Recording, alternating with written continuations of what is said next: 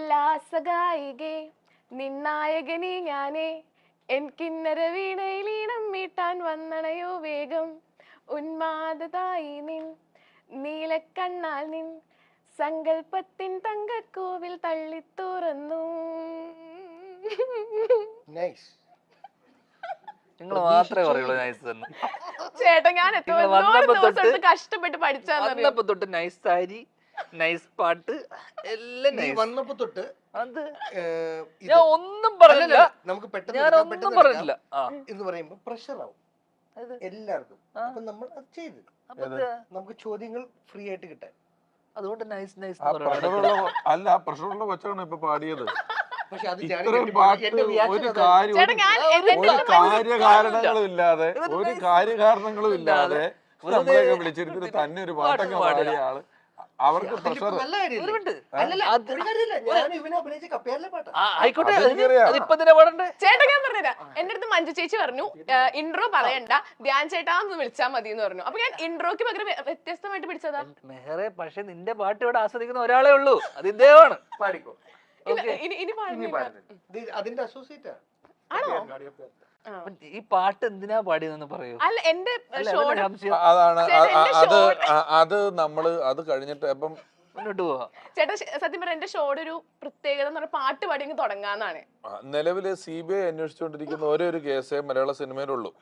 അത് ഈ നമ്മുടെ ഹരികൃഷ്ണൻസിലെ പാട്ടിന്റെ ഇടയിൽ ചാക്കോച്ചന്റെ ശബ്ദം പോയത് എന്തിനാന്നുള്ളതാണ്. കാരണം പെട്ടെന്ന് പോയി പെട്ടെന്ന് വന്നു. അതിന് അങ്ങനെ ഒരു മെഡിക്കൽ എവിഡൻസ് ഇല്ല. അത് മുകേഷ് ചേട്ടനൊക്കെ പറഞ്ഞ് ഞാൻ കേട്ടിട്ടുണ്ട്. അത് ഒരു അന്വേഷണം CBI. പിന്നെ ഇന്ന് താൻ എന്തിനാ പാടിയത്? ഒന്ന് ശബ്ദം പോയത്, ഒന്ന് പാടിയത്. ഞാനാണെങ്കിൽ ഇൻട്രോക്ക് പകരം വ്യത്യസ്തമായിട്ട് പാട്ട് പാടി തുടങ്ങാന്ന് വിചാരിച്ച് പാടിയതാണ്. അത് ഇൻട്രോയ്ക്ക് പകരമാണ് പാട്ട്.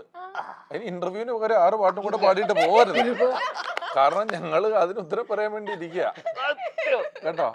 അതായിരുന്നു ഞങ്ങളുടെ ഇന്റർവ്യൂ. അതിന് പകരം എന്നും പറഞ്ഞൊരു 9 പാട്ടിരുന്ന് പാടിയാൽ നമ്മൾ കേൾക്കുമെന്ന് വിചാരിക്കരുത്.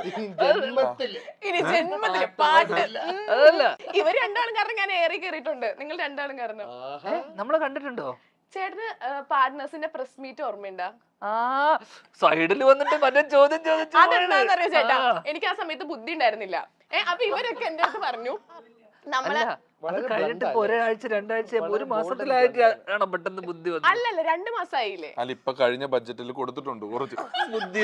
2 കേന്ദ്ര ബഡ്ജറ്റിലും കേരള ബഡ്ജറ്റിലും ഇത് ഉൾപ്പെടുത്തി ഇതിനുവേണ്ടി പ്രത്യേക പാക്കേജ് അനുവദിച്ച് കൊടുത്തിട്ടുണ്ട്. ഇവർ കുറച്ച് പേർക്ക് കിട്ടിയിട്ടുണ്ട്. അല്ലാണ്ട് ഇപ്പൊ കിട്ടില്ല. എന്റെ അടുത്ത് ഇവരൊക്കെ എന്നെ പറഞ്ഞ് മോട്ടറാക്കി നമ്മുടെ ചാനലിന്റെ റെപ്യൂട്ടേഷനെ ബാധിക്കണാണ്, ചോദിക്കണം, എന്തെങ്കിലും ക്വസ്റ്റ്യൻ ചോദിക്കണം. അപ്പൊ ഇവരാണ് പറഞ്ഞു തന്നത് ആ ചോദ്യം ചോദിക്കാൻ. അപ്പൊ എനിക്ക് അല്ലാണ്ട് പിന്നെ എനിക്ക് ബുദ്ധി വന്നപ്പോ എനിക്ക് മനസ്സിലായി. എങ്ങനെ പെട്ടെന്ന് ഒരു മിനിറ്റ് സംശയമാണ്, ഈ 2 മാസത്തിൽ എങ്ങനെ ബുദ്ധി വെക്കാനുള്ള എന്തെങ്കിലും വ്യായാമമോ അല്ലെങ്കിൽ?